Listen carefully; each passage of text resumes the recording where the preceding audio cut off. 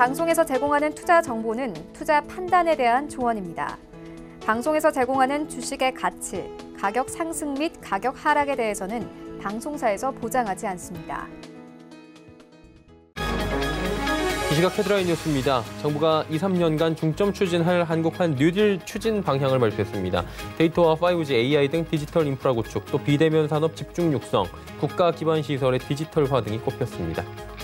3월 우리나라의 경상수지가 62억 3천만 달러 흑자를 기록했습니다. 하지만 코로나19가 전 세계적으로 번져 수출 충격이 본격화된 4월엔 경상수지가 적자를 기록할 것이란 관측이 나옵니다. 작년 기업 실적 부진으로 세금은 덜 거친 반면 나라 가계부 적자는 집계 시작 이후 가장 컸습니다. 올 1월부터 3월 사이 국세 수입은 69조 5천억 원으로 1년 전보다 8조 5천억 원이 줄어들었습니다. 지난달보다 8배 늘어난 2억 123만 달러를 기록했습니다. 또 1월에 단 한 곳뿐이었던 한국산 진단키트 수입 국가는 지난달에 103곳까지 늘어났습니다. 시청자 여러분 안녕하십니까. 오늘장 내일장 출발하도록 하겠습니다. 서정덕입니다. 일단 전일 미국 시장 같은 경우에는 좀 다른 흐름을 보였습니다. 대형주들 같은 경우에는 하락을 기록을 했고요. 기술주 위주의 상승이 좀 나와줬습니다. 우리 시장 어떤 영향을 받을까 참 어려운 구간이었습니다. 미국 시장의 영향을 그대로 받는다면 기술주를 제외한다면 조금 어려운 시장, 결국에는 시총에서 차지하는 비중이 기술주들이 그렇게 많지 않기 때문에 우리나라는 좀 하락을 하지 않을까 이렇게 봤습니다. 예상대로 장 초반에는 코스피 지수 하락을 했고요. 코스닥 같은 경우에 상승폭을 조금씩 키워나가다가 오후 들어서 상승 흐름이 굉장히 또 좋아져 있는 상황입니다. 일단은 우리나라 같은 경우에는 경제 재개 기대감이 아직도 강하게 좀 작용을 하고 있고요. 고용지표 부진에 따른 충격의 혼조 마감세로 보인 미국과는 조금은 다른 흐름 좀 보여주고 있습니다. 조금 전에 전해드렸다시피 정부의 디지털 뉴딜 추진 소식에 코스피가 지금 양호한 흐름을 보여주고 있고요. 코스닥 같은 경우에 수혜주들이 굉장히 많이 있습니다. 그러다 보니 큰 폭의 상승이 나오는 종목들이 많이 보여지고요. 3월 경상수지는 11개월 연속 흑자다. 뭐 이런 얘기들이 지금 나오고 있는 상황입니다. 시장 상황을 볼 때 사실 하락을 할 수도 있는 지금 구간이다라는 경고음들이 조금은 나왔는데 기우였을까요? 계속해서 올라갑니다. 코스피가 지금 0.23%, 코스닥은 무려 1.53%대까지 상승하고 있는데 하나하나 좀 체크해 보도록 하겠습니다. 코스피부터 만나보도록 하죠. 자, 지수 보시면 1932, 일단 0.2%대의 상승입니다. 하루간의 흐름을 잠깐 보시면 나쁘지 않죠. 1937이 장중 고점이고요.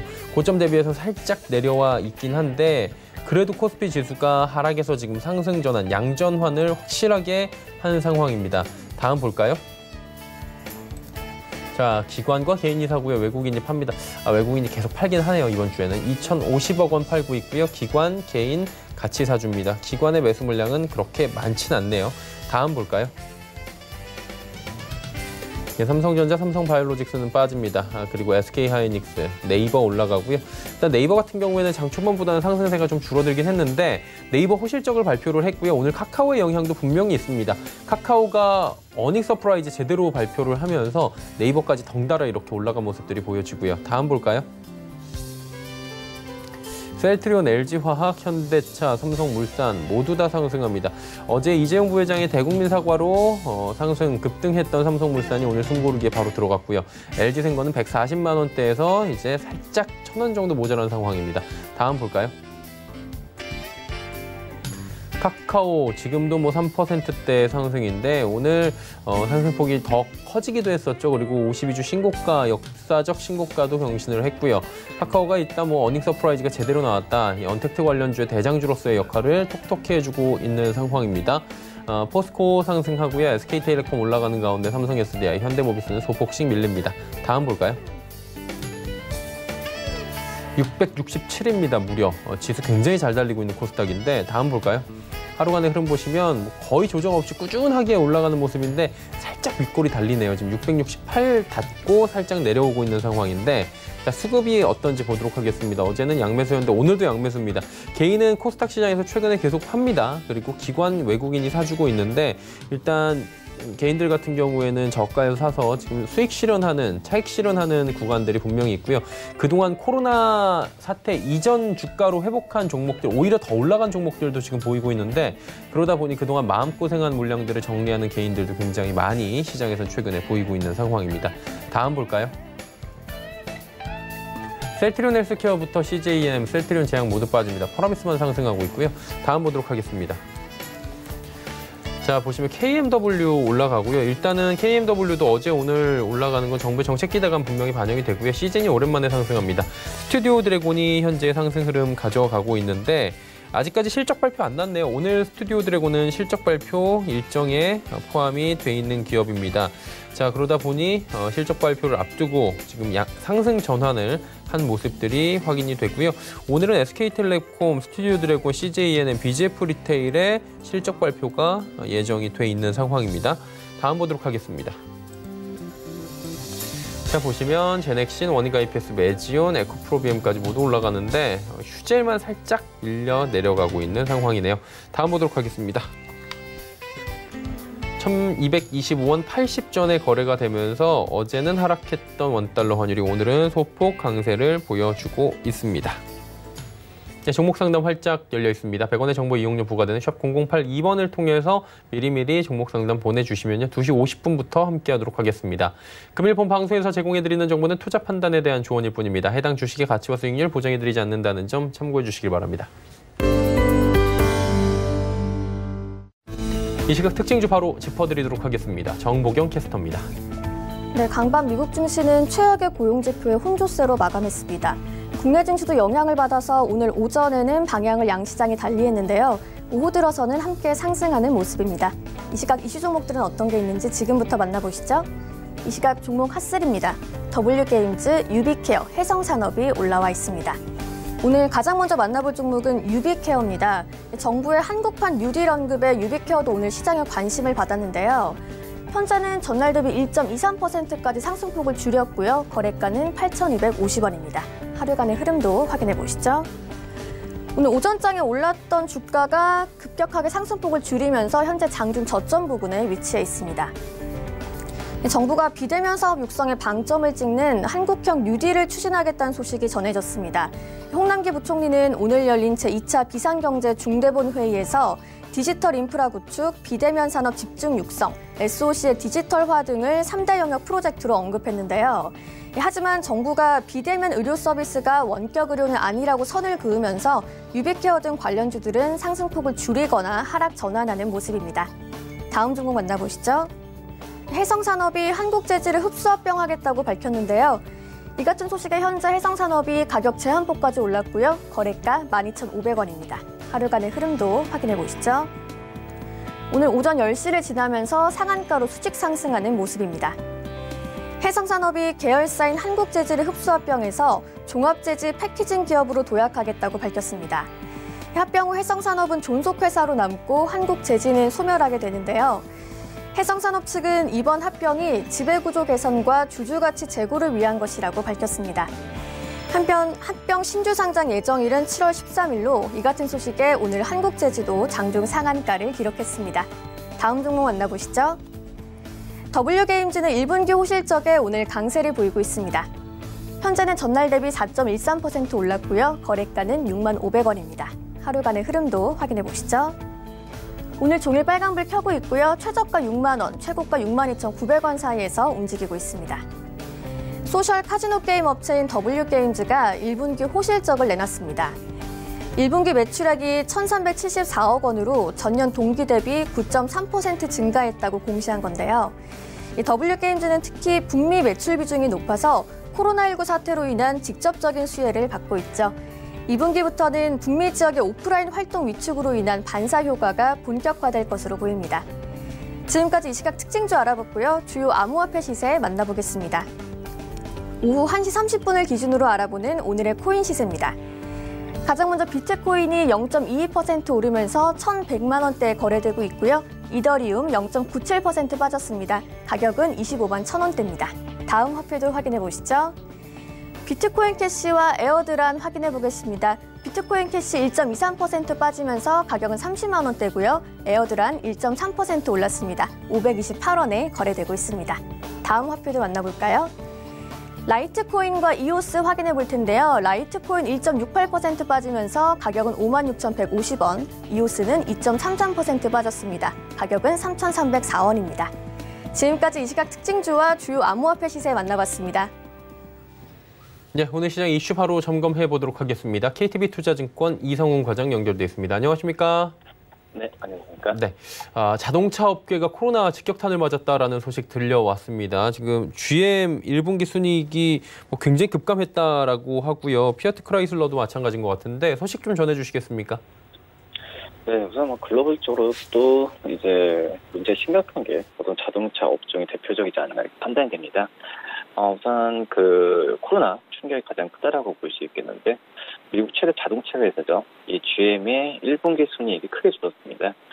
우선 미국과 이탈리아 합작 자동차 회사죠. 이 피아트 크라이슬러가 적자를 기록했는데 이어서 바로 GM 실적이 발표된 이후에 GM 실적도 순이익이 크게 줄어들면서 이 글로벌 자동차 업계의 위기가 지금 현실화되고 있다라는 우려가 좀 나와주고 있는 상태인데요.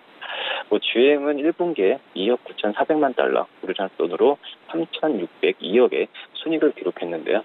전년 동기가 같은 기간에 22억 달러를 기록한 걸 본다면 무려 86%나 급감한 수준이고요. 다만 적자는 면했다는 게 위안을 삼아야 되는 게 약간 좀 씁쓸한 그런 상황이라고 볼 수 있겠습니다.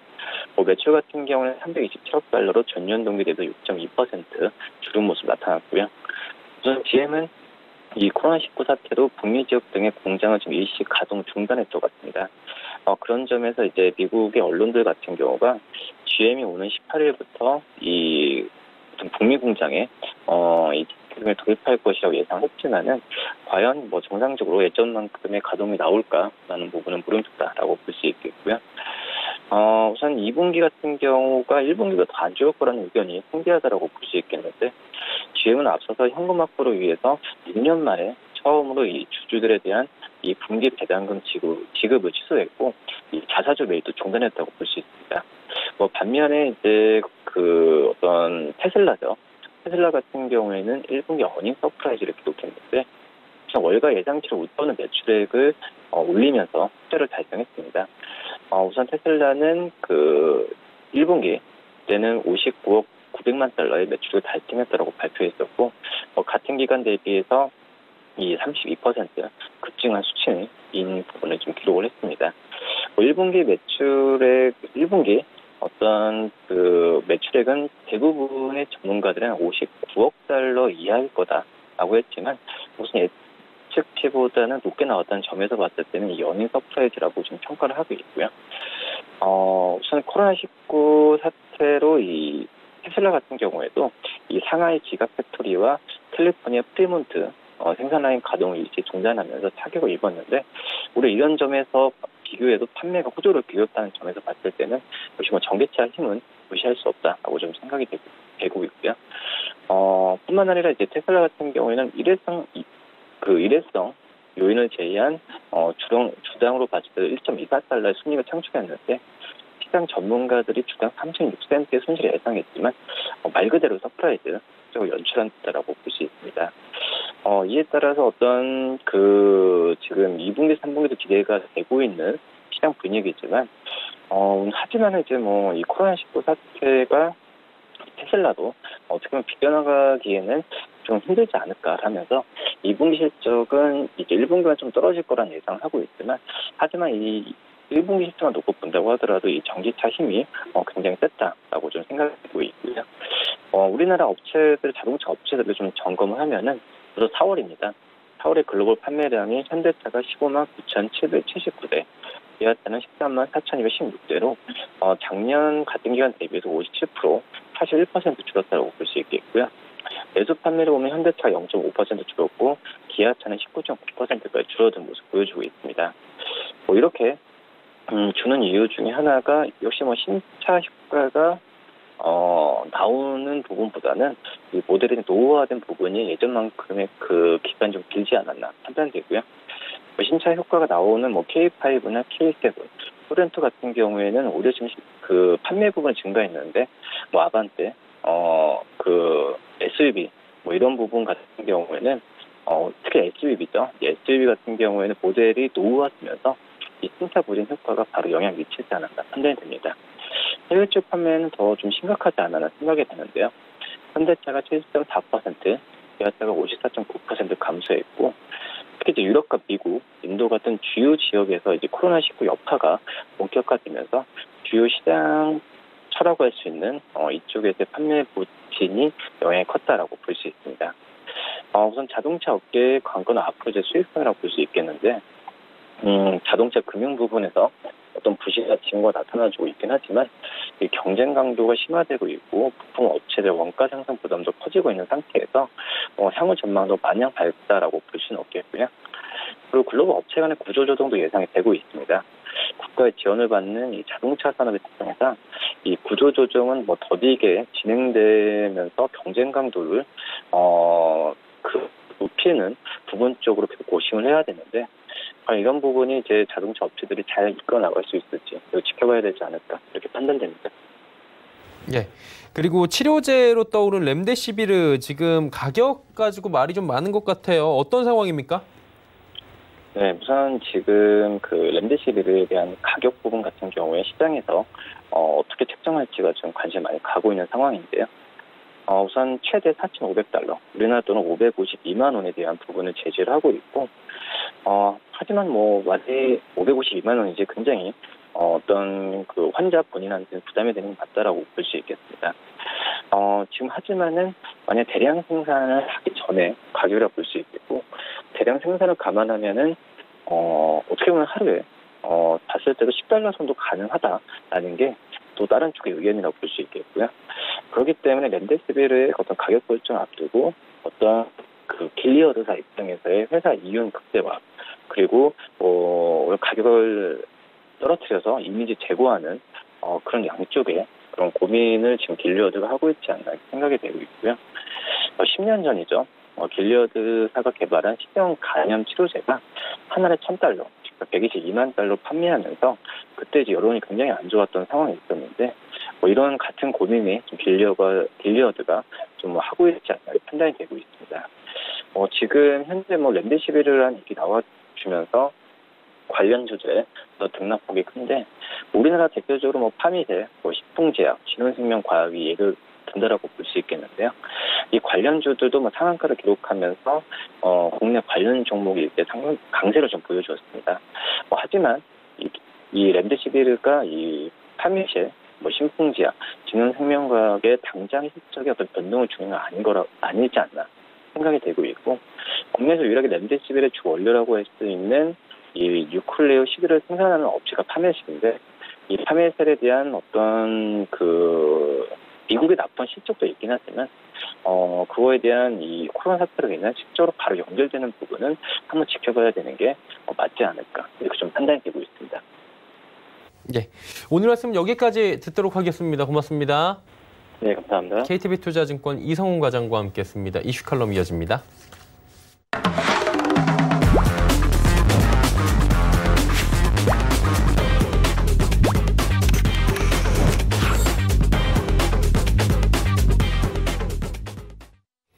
예, 이슈 칼럼 이어가도록 하겠습니다. 미중산업경제연구소 조용찬 소장 함께합니다. 소장님 안녕하세요. 예, 안녕하십니까. 예, 지금 조금씩 수면 위로 올라오는 것 같아요. 미중 간의 갈등이 다시금 재점화가 되는데, 이게 특히나 코로나 바이러스 진원지를 미국 쪽에서는 중국이다, 봤다라고 이야기를 트럼프 대통령이 지금 하고 있고요. 중국 같은 경우는 강하게 대립각을 세우고 있는데, 입장은 지금 어떤 겁니까? 미중 간의 험한 말싸움을 지금 주고받고 있는데요. 우리 속담에도 있듯이 말이 비수가 될 수 있다는 거, 또 이웃 간에 끝없는 말싸움을 하게 되면은 결국 서로 적이 된다는 것을 그대로 지금 미중 관계에서도 보여주고 있는 상황입니다. 폼페이오 국무장관 같은 경우에는 중국을 겨냥해서 방화범이 소방관인 척 코스프레 한다면서 돌직구를 날렸고요. 중국 CCTV 같은 경우에도 제정신이 아니다, 사악하고 정치 바이러스를 유포하는 인류의 공적이라며 비난하고 있는데요. 현재 양국 간에는 날선 대립이 지금 첨예하게 지금 진행 중에 있고요. 미국은 서방국과 함께 중국 책임론을 제기하면서 피해 배상과 관련된 요구를 지금 계속 간도를 높이고 있는데요. 문제는 중국이 이런 서방 국가들이 똘똘 뭉쳐 있는 책임론에 대해서 사태 심각성을 제대로 모르고 있다는 겁니다. 이 때문에 제1차 무역협상 휴전이 1, 2주 안에 깨질 수 있는 불안한 상황이 진행이 되고 있고요. 또 언제든지 무력 충돌이 벌어질 수 있는 상황이기 때문에 현재 코로나 바이러스 위기에서 벗어난 증시가 새로운 악재에 마주칠 가능성이 점점 높아지지 않나 이렇게 보입니다. 폼페이오 장관이 지금 얘기하는 거는 보자면 바이러스 진원지가 우한 연구소다 이런 거잖아요. 골자가. 증거도 확보했다고 그러는데 도대체 뭘 확보했는지 또 많은 분들이 궁금해하는 것 같습니다. 얘기 좀 들려주시겠습니까? 네, 중국에서는 지금 우한 바이러스의 고위 연구원이 미국의 망명을 요청했다는 이야기가 나오고 있는데요. 아무래도 정보를 갖고 갔다는 이야기가 나오고 있고요. 여기에 미국 같은 경우에는 작년 12월에 바이러스 존재를 첫 확인한 곳이 중국 우한이었고요. 또 우한 연구소 같은 경우에는 유전자 조작을 해왔다는 논문을 국제학술지에 발표를 했다는 점에 주목을 하고 있다고 합니다. 이 때문에 이와 관련된 논문 내용들을 자세히 분석을 하고 있는 상황이고요. 특히 미국 같은 경우에는 외교관들이 2018년부터 우한 바이러스 연구소를 주로 사찰해 왔는데 여기에서 안전대책이 소홀했던 여러 가지 증거들을 갖고 있다고 합니다. 특히 1월 초 같은 경우에는 코로나 감염 확대 방지를 위해서 마스크라든지 의료 장비를 중국에서 해외에서 대규모로 수입을 해왔는데요. 이런 전염병의 심각성을 알면서도 한 달간 외국에는 또 WTO에 보고조차 하지 않았다는 겁니다.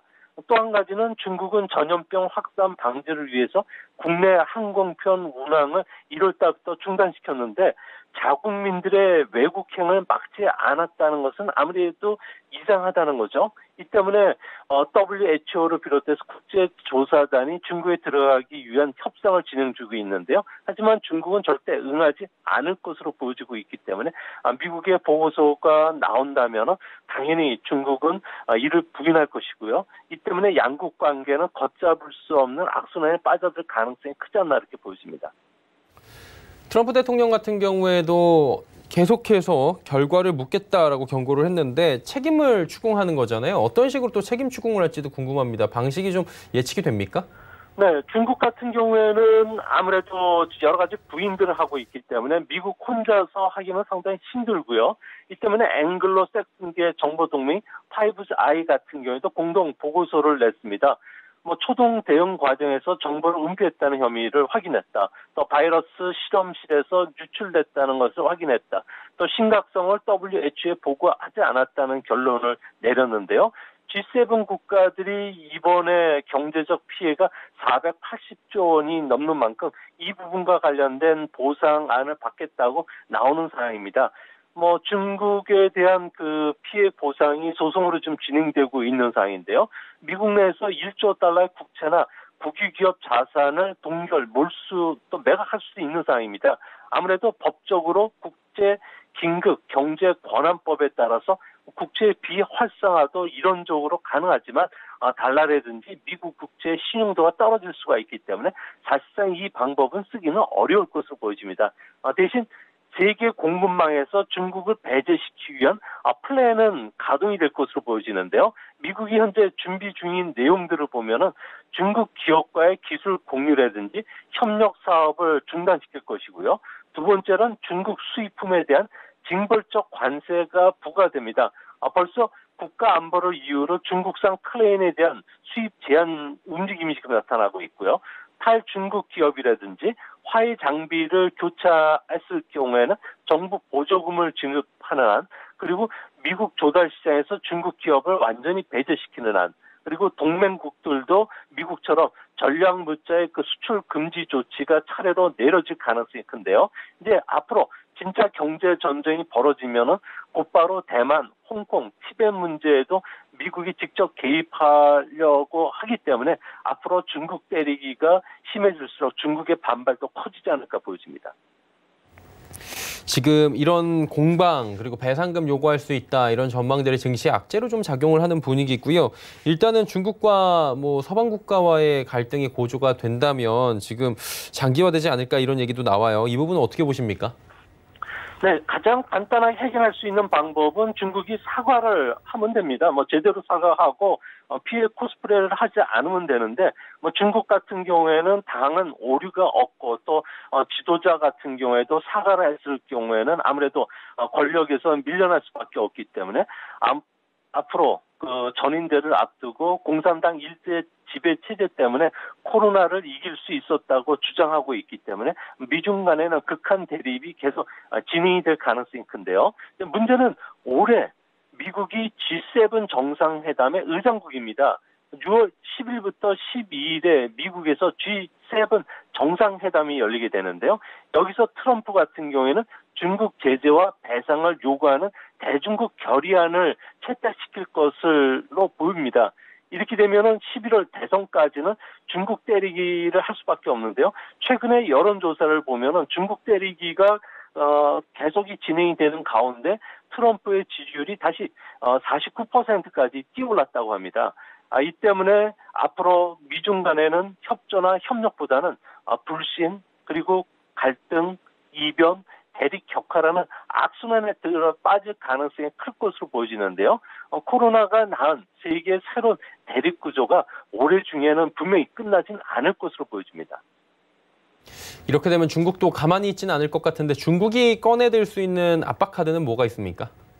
네, 중국 같은 경우에는 자존심이 워낙 세고요. 또 협상력이 약하기 때문에 항상 중국은 외부에 압력이 들어오고 배상 요구가 목소리가 커지면 더 강경하게 나오는 그런 모습이 뚜렷해지고 있습니다. 당장 1월 15일 날 미국과 합의했던 1단계 무역 합의를 무효화시키고요. 또 미국산 농산물 수입이라든지 시장 개방 약속을 파기할 것입니다. 이렇게 되면 2천억 달러에 대한 미국 제품 수입이 깨진다면 미국도 그대로 가만히 있지는 않을 것으로 보여지는데요. 이렇게 되면은 중국 같은 경우에는 미국 국채에 대한 매각을 속도를 낸다든지 위에나 절하를 유도시켜서 미국 흔들기에 나설 수도 있고요. 또 남중국해, 대만 해협에서 군사적 긴장감을 높일 수가 있기 때문에 아무래도 동북아에도 악영향을 끼치지 않을까 보여집니다. 이제 문제는 전 세계가 똘똘 뭉쳐서 중국을 압박하고 있는 모양새인데요. 호주나 영국, 프랑스, 독일 같은 경우에도 배상금을 요구를 하고 있습니다.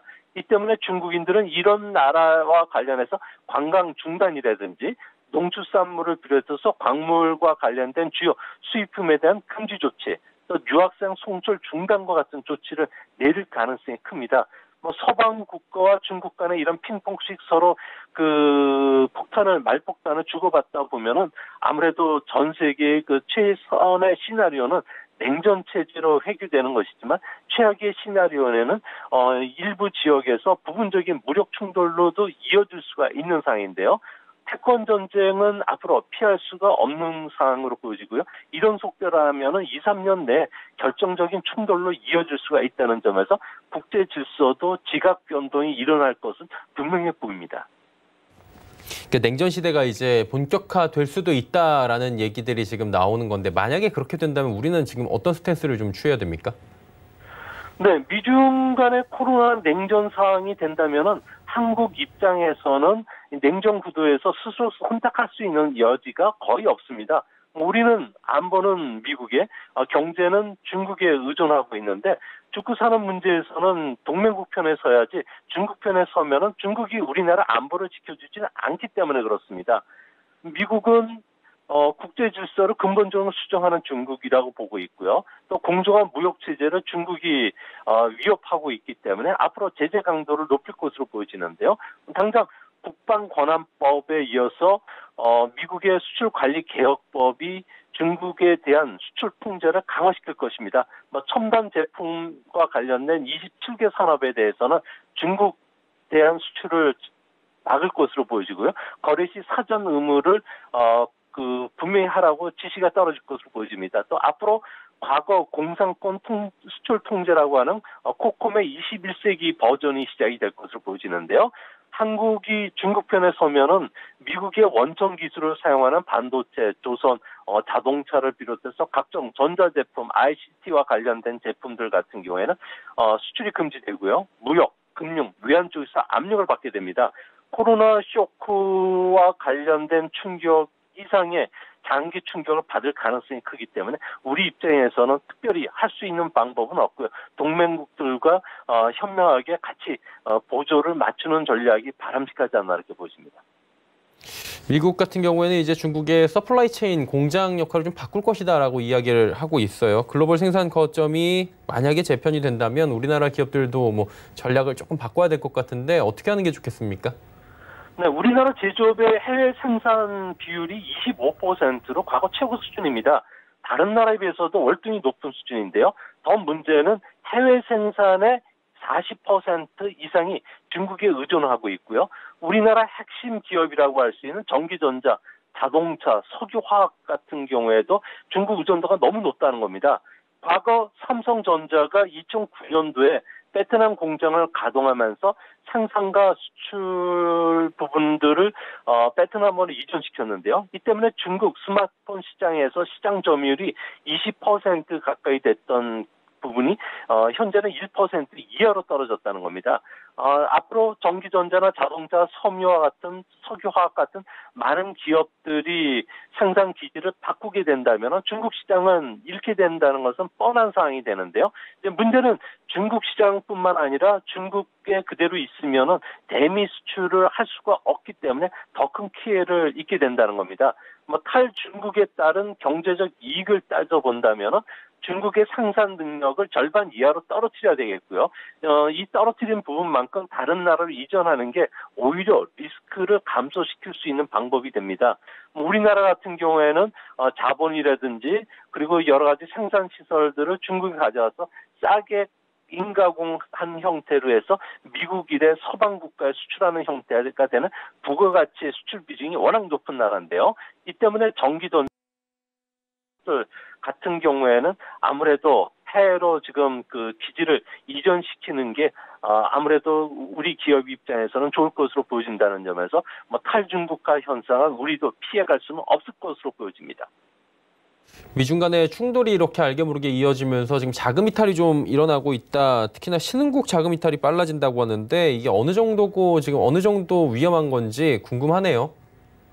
네, 지금 중국 의존도가 높은 신흥국, 자원국 쪽에서는 해외 투자가들의 자금 이탈이 매우 뚜렷하게 나타나고 있는데요. 달러 수요 확대도 영향은 크지만 아무래도 현재 그 경제적 펀더멘탈 취약이 고려됐던 것으로 보여집니다. 4월 말까지 이번 코로나 쇼크로 인한 100일간 동안 무려 신흥국에서는 114조 원 정도가 유출이 됐는데요. 리먼 쇼크 때보다 4배 규모로 크고 빠르게 진행되고 있다는 겁니다. 이와 더불어서 통화 가치도 급락하고 있기 때문에 해외 투자가들이 신흥국의 자금을 그대로 놔둘 필요가 없다는 그 결론에 도달하게 되는데요. 이 때문에 앞으로 증권시장 쪽에서 자금 유출도 진행이 계속 되지 않을까 보여집니다. 세계 각국이 재정 출동이라든지 금융 완화를 하고 있지만 여전히 기업이나 가계 자금 조달이 어렵고요. 또 고령화가 진행이 되고 있기 때문에 이번에 세계 경기는 분명히 경기 후퇴 국면에 빠질 수밖에 없다는 겁니다. 이 때문에 벌써 IMF 같은 경우에는 가맹국 189개국 중에서 IMF에 자금을 요청한 국가가 무려 100개국 정도가 되는데요. 대부분 신흥국이라는 겁니다. 재정 악화 때문에 경제 악순환에 들어가 있는 만큼 외국인들이 신흥국에서 외국인 직접 투자를 늘릴 수도 없고 오히려 빠져나갈 거고요. 증권 자금 이탈이 계속되기 때문에 앞으로 신흥국들 같은 경우에는 WDB라든지 L자형, 나이키형 경기 회복이 진행이 되면서 늦은 경기 회복이 진행되지 않을까. 그게 가장 어려운 숙제가 되지 않을까 생각이 됩니다. 예, 오늘 말씀은 여기까지 들어야 될 것 같습니다. 고맙습니다. 예, 감사합니다. 미중산업경제연구소 조용찬 소장과 함께했고요. 종목 이야기 이제 바로 출발합니다.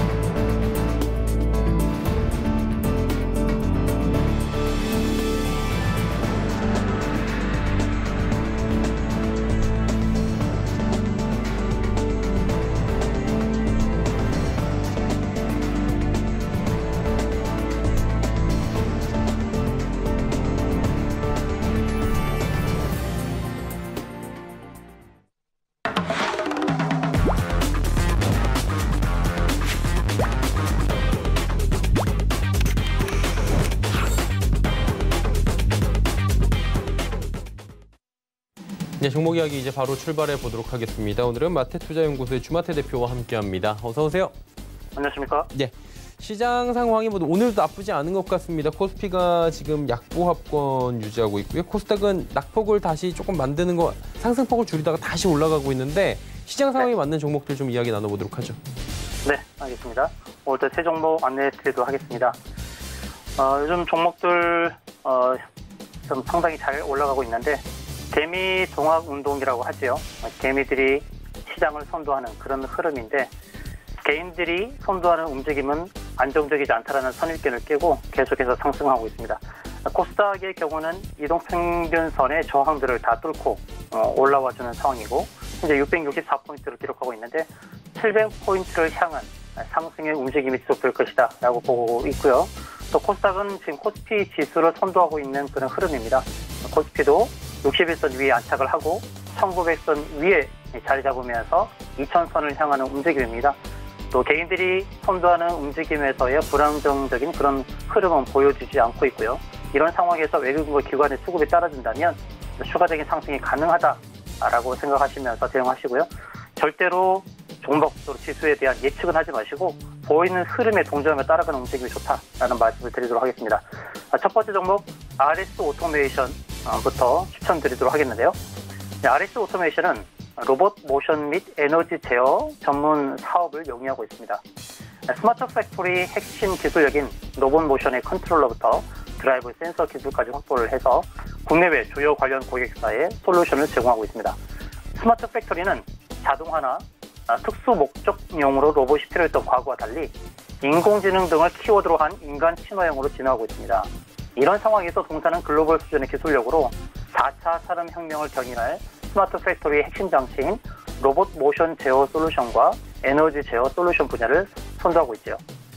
커넥티드, 스마트, 릴라이어블이라는 핵심 개념을 기반으로 주력 제품에 집중하고 있고요. 제조 라인 내에서는 물류를 위해서 대형 다관절 로봇이 사용되는데 공정 간 물류 이송을 위한 대형 다관절 로봇의 정밀 제어를 위한 컨트롤러로 동사가 스마트 팩토리에 공급하는 제품이라고 할 수 있겠습니다. 또 정부는 2022년도까지 스마트 공장을 2만여 개로 확산할 것이라고 밝혔는데요. 4차 산업과 함께 공장 역시 단순한 작업장이 아닌 고도의 첨단 기술들이 결합되어 가고 있는 상황이죠. 한국 스마트 공장 현황에서의 정부가 주도적인 역할을 하면서 동사의 기술 속도 역시 빠르게 성장해 갈 것으로 전망이 됩니다. 산업통상자원부의 전자부품 산업 핵심 기술 개발 사업에 선정됐다고 어제 밝히면서 또 주가도 이제 추가적인 상승의 기틀을 마련했다고 볼 수 있겠는데요. 그동안 축적된 로봇 모션 기술 기반에서 국내 최초로 국제 표준인 IEC 62443 보안 기능을 장착한 자동화 시스템을 구현해서 코로나19 이후에 무인화, 지능화에 대비한 보안이 완비된 자동화 시스템을 구현하는 것이 개발 목표라고 할 수 있겠습니다. 차트의 흐름을 보시게 되면 계속해서 고점을 경신하면서 움직여온 모습입니다. 이동평균선 저항인 21선을 강하게 뚫고 또 61선도 뚫으면서 좀처럼 이동평균선 저항이 제대로 된 저항 역할을 하지 못하는 그런 모습을 볼 수 있겠는데요. 앞으로 보여지는 저항 라인은 이제 120선 또는 220선 이렇게 이동평균선에 자리매김하고 있지만 주가의 이런 상승 추세의 흐름을 계속 이어나갈 수 있다는 관점에서 목표가는 8,600원, 8,600원까지 무난한 상승 도달 가능하다고 보시면 좋겠고요. 손절가는 6,700원을 제시하도록 하겠습니다. 두 번째 종목을 안내해 드리도록 하겠는데요. 두 번째 종목은 STI가 되겠습니다. STI는 반도체 및 디스플레이용 CCSS 사업 등을 영위하는 회사인데요. 이 CCSS, 이거는 중앙약품 공급 시스템이라 할 수 있고요. 또 외 시스템, 또 세정, 시각, 현상 시스템도 보유하고 있고요. 특히 이 웹스테이션 부문 중에서 TFT LCD용 시각 시스템은 디핑 방식의 특허권을 보유하고 있는 여러 장비라고 할 수 있겠습니다. 또 2005년도부터 개발에 착수해서 확보한 잉크젯 프린팅 기술이 있는데요. 이 잉크젯 프린터 기술을 응용한 산업용 잉크젯 프린터, 또 3D 프린터 등도 개발을 완료했습니다. 반도체를 만들 때에는 각종 화학약품이 사용되는데요. 이 약품들은 일정한 장소 또 필요한 시기에 적정한 양이 공급돼야 하죠. 이 시스템을 프로그램으로 만들어서 자동화한 것이 바로 CCSS라고 할 수 있겠습니다. 삼성전자, SK하이닉스가 주요 고객사이고요. 이 화학약품 공급장치 부문에서 국내 약 40% 점유율을 확보하고 있습니다. 장기적으로는 미래 기술인 인공지능, 자율주행, 사물 인터넷 등으로 인하여서 반도체 수요는 증가할 수밖에 없기 때문에 공사의 실적 역시 늘어날 것으로 전망합니다. 올해 신성장 동력인 OLED 잉크젯 프린팅 시스템을 양산할 전망인데요. 용인 신공장이 OLED 잉크젯 프린팅 시스템의 생산지라고 할 수 있겠죠. 잉크젯 프린팅 공정 기술은 종이에 잉크를 뿌려서 인쇄하는 것처럼 디스플레이 패널을 생산하는 방식을 말합니다. 잉크젯 프린팅 공정 기술의 가장 큰 장점은 액상 형태로 공정이 간단한 만큼 장비 투자 비용을 크게 줄일 수 있고 전체적인 공정 시간도 단축할 수 있습니다. 올해 예상 신규 수주액이 작년도 대비 35% 상승한 4,500원대로 이 4,500억 원대는 사상 최대 규모라고 할 수 있겠습니다. 올해 수주 트렌드는 상저하고의 그런 모습을 보여주기 때문에 하반기로 갈수록 실적이 증가하는 그런 모습을 볼 수 있겠다라는 말씀을 드리겠고요. 올해 매출액 전망치 3,400억 원대를 감안할 때 또 영업이익은 313억 원으로 추정이 되고 있습니다. 그렇기 때문에 하반기로 갈수록 실적도 증가하면서 또 주가도 상승할 수 있다는 관점으로 말씀드리겠습니다. 차트 흐름을 보시게 되면 오늘은 7% 이상의 상승을 보여주면서 각 저항을 뚫고 가는 그런 모습이고요. 매물대 위에 자리 잡고 있습니다. 지금의 모습은 추가적인 상승이 가능한 그런 자리라고 볼 수 있겠고요. 19,000원대까지 무난한 상승을 전망합니다. 목표가는 19,000원을 설정하고 손절가는 15,000원을 제시하도록 하겠습니다. 세 번째 종목 안내를 드리도록 하겠는데요. 세 번째 종목은 DSK가 되겠습니다. DSK는 디스플레이 장비 및 메카트로닉스 관련 정밀 시스템 제조 사업을 하고 있는 회사인데요. 평판 디스플레이 및 태양전지, 2차 전지 산업 등 여러 분야에서 공장 자동화의 핵심 시스템을 개발하고 있습니다. 한편 바이오 사업을 진행 중인 자회사 프로톡스가 개발하는 보툴리눔 톡신, 소위 보톡스와 관련해서 지난달 임상 일상 신청 및 GMP 인증 신청 전망에 이목이 집중되고 있는 상황이죠. 자회사 프로톡스는 작년도 4월 달에 320억 원을 투입한 보툴리눔 톡신 공장을 준공했고요. 연간 270만 바이알 규모의 보툴리눔 톡신 제재를 생산할 수 있으며 향후에는 연간 540만 바이알까지 생산을 늘리기 위해서 동결 건조기를 추가로 설치하는 재설계를 진행하고 있습니다. 최근에 보툴리눔 톡신 균주의 출처와 안정성 등에 대한 업체가 논란이 지속되는 상황에서 이 프로톡스는 인증받은 균주를 보유하고 있는 것으로 알려지고 있습니다. 이 자회사 프로톡스는 자사 균주의 유전자 염기 서열을 외부 분석 기관을 통해 분석한 결과 미국 국립생물정보센터가 운영하는 유전자 은행에 등록된 ATCC 3502종과 99.99% 일치하는 결과를 확인했습니다. 특히 이제 주사 후에 확산이 잘 이루어지지 않는 초저하 확산형이어서 기존 제품보다 월등한 효능을 보이고 있다 이렇게 알려져 있고요. 앞으로 이 복독스 개발과 상용화에 전력을 다하고 있고 또 임상 일상의 결과도 앞두고 있기 때문에 이 자회사 프로톡스의 성장과 더불어서 동사도 주가가 상승할 것으로 전망이 되고 있습니다. 차트 흐름을 보시게 되면 상승 후에 좀 조정의 흐름을 보여주고 있는데요. 이 조정의 이 눌림목 자리에서 매수하기가 좋은 상황이 아닌가 이렇게 보여지고 있고요. 현재 일목균형표 음운에 구름충 음운에 들어오고 있는 상황이지만 이 구름충은 음운의 지지 역할을 할 수 있다라고 말씀드릴 수 있겠고요. 또 후행스팬은 캔들을 뚫고 잠깐 주춤하고 있는 상황이지만 후행스팬도 재차 상승에 고개를 쳐들고 있는 상황이라고 말씀드릴 수 있겠습니다. 현재는 7,190원이 형성되고 있는데요. 목표가는 8,300원을 설정하고요. 손절가는 6,200원을 제시하도록 하겠습니다. 네, DSK까지 듣고 왔습니다. 지난 시간에 DB하이텍 단기 접근했는데 결과 어땠습니까? 네, DB하이텍 종목은 지난번 26,000원 초반대 매수 안내를 드렸던 종목이고요. 이후에 27,000원대까지 상승을 하고 계속해서 26,000원과 27,000원 사이에서 박스권을 형성하면서 움직이고 있는 상황입니다. DB하이텍은 5년 이상 순이익을 800억 원대를 계속해서 달성을 하고 있고 또 매출액은 8천억 원, 또 영업이익은 1,800억 원인데 시가총액은 1조를 간신히 넘긴 1조 1천억 정도 되는 굉장히 저평가된 종목이라고 할 수 있겠습니다. 그래서 DB하이텍은 현재 26,500원을 형성하고 있지만 조정이나 하락보다는 28,000원대 이상의 상승의 가능성이 굉장히 많은 종목이다라고 말씀드릴 수 있겠습니다. 최근 들어서 반도체 또는 비메모리 반도체 이 부분에 굉장히 수급이 많이 몰려들고 있는 상황인데요. 동사의 경우 26,000원 아래로 빠지는 그런 형국보다는 27,000원 이상, 그리고 궁극적으로는 28,000원에서 30,000원대까지 상승의 모습으로 갈 수 있는 그런 현황이다라는 말씀을 드리겠습니다. 지금도 여전히 매수 관점에서 유의해야 되는 말씀을 드리도록 하겠습니다. 네, DB하이텍 듣고 왔고요. 오늘은 어떤 종목 단기로 잠깐 볼까요? 단기적으로 좀 STI라는 종목을 단기적으로 접근 가능한 종목으로 말씀드리겠는데요. 오늘은 이제 보합권에서 시작을 해서 점진적으로 상승하면서 8% 이상 상승을 보여주고 있습니다. 아까까지만 해도 7%에 있다가 또 1%가 추가적으로 더 상승을 했는데요. 이렇게 오늘 이제 급등한 상황에서 내일 또는 하루 이틀 정도로 쉬어갈 수 있겠지만 아까 제가 제시드렸던 19,000원대의 목표가까지는 단기적으로 도달 가능한 모습으로 보여줄 수 있겠습니다. 에테는 아까도 말씀드렸지만 상저하고의 수주 트렌드를 보여주고 있습니다. 지금 5월달인데요. 이제 7월 이후에 하반기로 갈수록 수축 좀 증대하면서 주가도 실적에 따른 추가 부양이 가능한 상황이다라는 말씀을 드리고요. 목표가 19,000원을 꼭 기억하시면서 매도 대응하시면 되겠습니다. 네, 목표가 19,000원까지 말씀을 해주셨고요. 오늘 말씀 여기까지 듣도록 하겠습니다. 고맙습니다.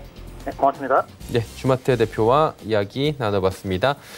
금일 본 방송에서 제공해드린 정보는 투자 판단에 대한 조언이었습니다. 해당 주식의 가치와 수익률을 보장해드리지 않는다는 점 참고해 주시길 바랍니다. 저희가 준비한 소식은 여기까지입니다. 잠시 뒤에는 마감 임박 60분의 승부 바로 이어집니다. 함께해 주시길 바랍니다. 고맙습니다.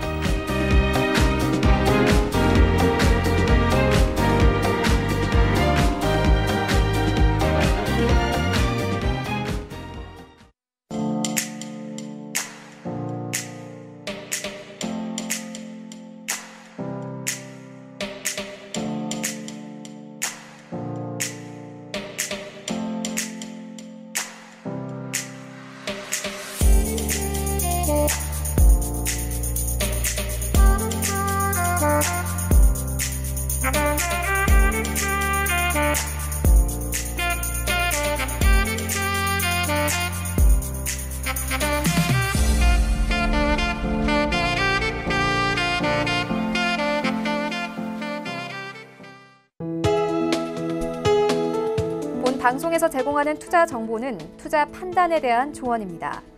방송에서 제공하는 주식의 가치, 가격 상승 및 가격 하락에 대해서는 방송사에서 보장하지 않습니다.